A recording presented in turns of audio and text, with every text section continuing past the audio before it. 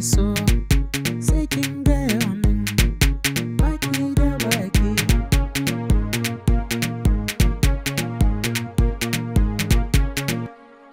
Jama'a assalamu alaikum, barkanmu da warhaka, barkanmu da sake saduwa da ku a cikin wannan shiri namu na mu koyi sarrafa hotuna. Da farko dai kada ku manta, sunana Saminu Suleiman wanda ake kira da Saminu Algaita. Kusan tasha ta farko wajen tutorial na Hausa bangaren kwamfuta daga After Effects zuwa Premiere Pro da kuma kiɗa da sauransu. Abin da ya faru muka yi shiru, dama waɗanda suke bin mu a baya sun san cewa tashar ta daɗe da rugujewa, ta yanzu muka buɗe sabuwa. Sannan muna ƙara bawa masu kallon wannan shiri haƙuri, za su gaba a yi akai-akai saboda muna ɗan lallaɓa ne har lokacin da tashar za ta tsaya da ƙafafunta, kuma da taimakonku ne tashar nan za ta tsaya da ƙafafunta. Idan har kun taimaka mana wajen yin comment da liking da sharing, wasu sun gani, yawan mutanen shi muke bukata. A yanzu haka wannan sabuwar tasha tana da mutum 84. A haka kuma akalla kun san a tsarin YouTube muna buƙatar kimanin mutum 1000. Ku taimaka mana mu sami kimanin mutum 1000. Da muna gudanar da wannan shiri ne a cikin tashar mai suna Algaita Media bayan rugujewar waccan tasha mai suna Saminu Algaita. Muka yanke shawara mu waro waɗanda suke kallon wannan shiri namu ya zuwa wannan sabuwar tasha domin su ci gaba da amfana da iyakacin abin da suke so. Kamar yadda kuka sani, mafi yawanci idan zan yi magana akan kiɗa na kan yi kwaba, ɗaukan waƙar da sai mu ɗan gwada saboda a fahimta. Wannan waƙa mai suna Ruwa Mai Malale. Na san mutane da yawa waɗansu wanda suka ɗan yi irin yadda muka ɗan yi saurare a baya sun san wannan waƙar, kuma sun san wanda ya yi ta. Idan kuma mutane ba su sani ba, zan iya yin bayani a yanzu. Duk da wasu wannan waƙar wadda aka sake suka sani da wadda aka yi a cikin misali ina jin kamar Garwashi ne, da kuma wadda aka yi kwanan nan. Amma ita wannan waƙa asalinta an yi ta ne a cikin fim ɗin Daskin Dariɗi, wato na fim ɗin Sarauniya Fim Kano. Mawaƙin da ya rera wannan waƙar shi ne Sani Yusuf Ayagi. Ina tunanin makaɗan da ya yi wannan kiɗa shi ne Nasir Ishaq. To, wannan waƙa ta samu ɗimbin tarihi sosai a masana'antar Kannywood, domin ita ce waƙa ta farko aƙalla da aka fara yin rawa a cikinta. Na farko kenan. Na biyu kuma ita ce waƙar da ta yi wani irin mugun gudu tun daga Najeriya har Ingila. Hausawan da suke zaune a Ingila suna jin daɗin kallon wannan waƙar, kuma an mata hoto mai kyau duk da rashin kayan aiki a wannan lokaci, an mata tsari mai kyau.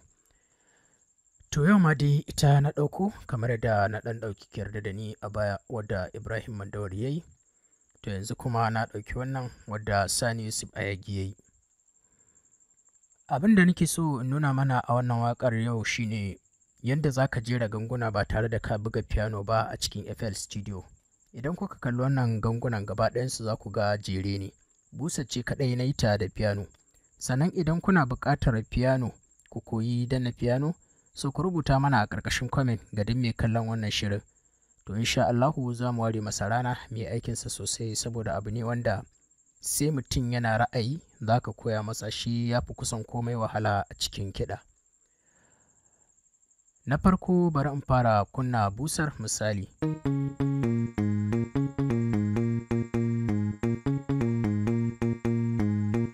Sai kin gaya min baki da baki, baki da baki.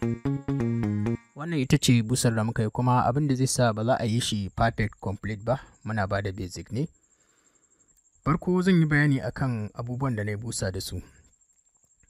Akwai wannan Ana 2, wani plugin ne wanda ba a cikin FL Studio yake ba, ɗauko shi za ka yi kai installing ɗinsa a cikin FL Studio. Zan sa muku bidiyo na yadda za ku yi downloading ɗinsa da yadda ake sa shi. Sai kuma abu na biyu akwai MIDI out, wannan a cikin FL Studio yake, shi ma za mu zo mu yi aiki a kansa.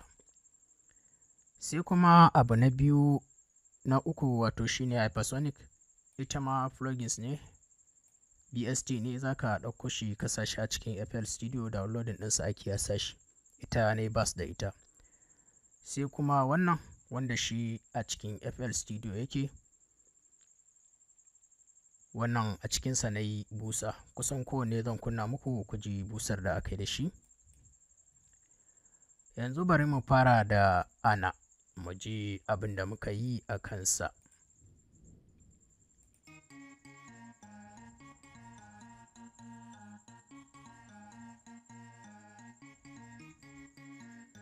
Wannan shine sound ɗinsa, sai kuma wannan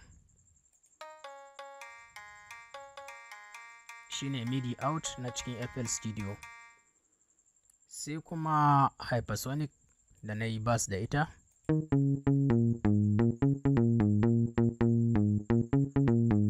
Sai kuma wannan shi wanda na yi amfani da shi na cikin FL Studio, shi ma da shi na yi asalin busar amshi ɗin, shi ne wannan.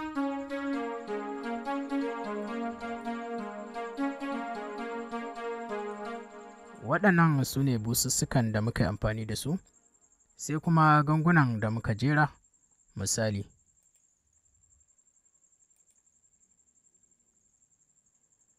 Ok, ban yi buɗe su duka ba.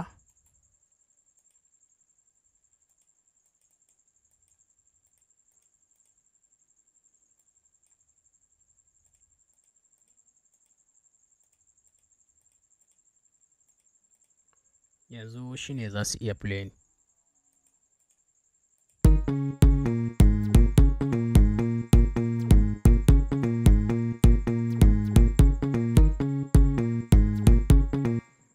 Za ga shi wannan gangan sunan shi 909 kick, yana cikin nan za ka taɓa sample, za ta fito maka da wannan box ɗin, sai ka je ƙasa, sai ka shiga drums packs, sai ka duba a cikin nan za ka gaggansu duka, kowane ganga za ka same shi a nan, ga shi nan. To a nan dai za ka dudduba, za ka ga 909 kick. Za mu yi magana a kan folder da za ka neme shi. Yanzu muna so mu gada muku yadda za ku yi wannan ɗinsa, za ku yi arranging ɗin shi. Sai kuma ganga na biyu, shi ne wannan.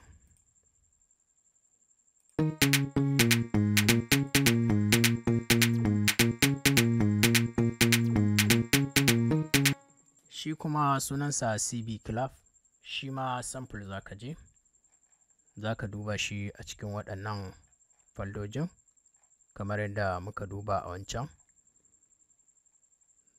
Za ka je packs, ka duba a drums, sai ka je claps, ga shi nan a ciki za ka dudduba su. Akwai drums, akwai claps, akwai dai ga su nan. In ka shiga cikin waɗannan faldojin, a nan ne za ka sassami irin waɗannan kick ɗin. Ina ganin wannan shine 090, kaga yana cikin some drums, sai ka je kick, sai ka samu 090. Shine babban gangan da muka yi amfani da shi. Abinda kawai za ka yi shine kawai haka za ka yi. A gani in ka janwo shi kawai sai ka ɗora shi guda ɗaya, kawai sai ka rarraba shi, kana kunna shi, kana jin yanda in ya hau tempo ɗinka, misali haka, a gani.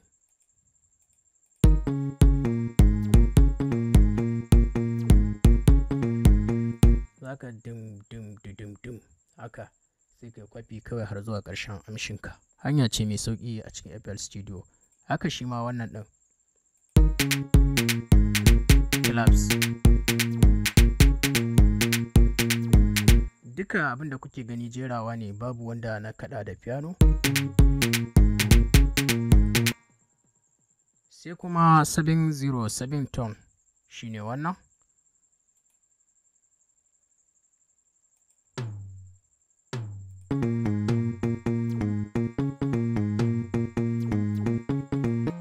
Shi ma ga shi nan. Sai kuma na gaba, wato shi ma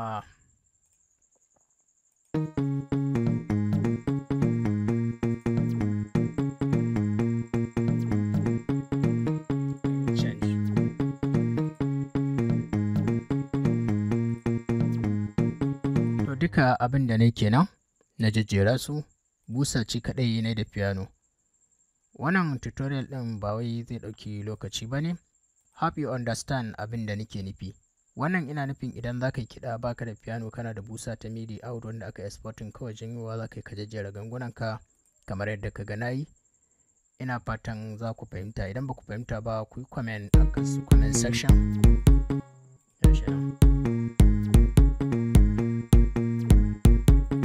Kar ku manta kawai za ku zo sample, ku buɗe sample gashi.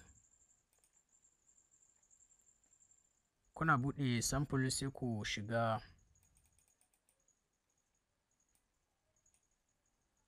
shiga cikin folder gangunan, kawai drag and drop. Kana ja in ka danne da madanninka na hagu, kawai sai ka ja gangan da kake so ka aje shi a jikin timeline ɗinka, ba sai ka wani bubbuga ba. Shine advantage ɗin FL Studio mostly a wajen aiki. Ina fatan kun gane abin da na yi. Fatan za mu haɗu da ku a zagaye na gaba. Sunana Saminu Suleiman wanda ake kira da Saminu Algaita. Ku ci gaba da kasancewa da Saminu Algaita channel a YouTube domin ci gaba da samun wannan shirye-shirye. Rago gwarago yar yarinya, rago gwarago ba ke ce ba, mai kyau da riga, mai kyau da hula. To sai mun sake haɗuwa da ku a wani zagaye. A ci gaba da yi mana afuwa. Mun gode da kallon wannan tutorial ɗin.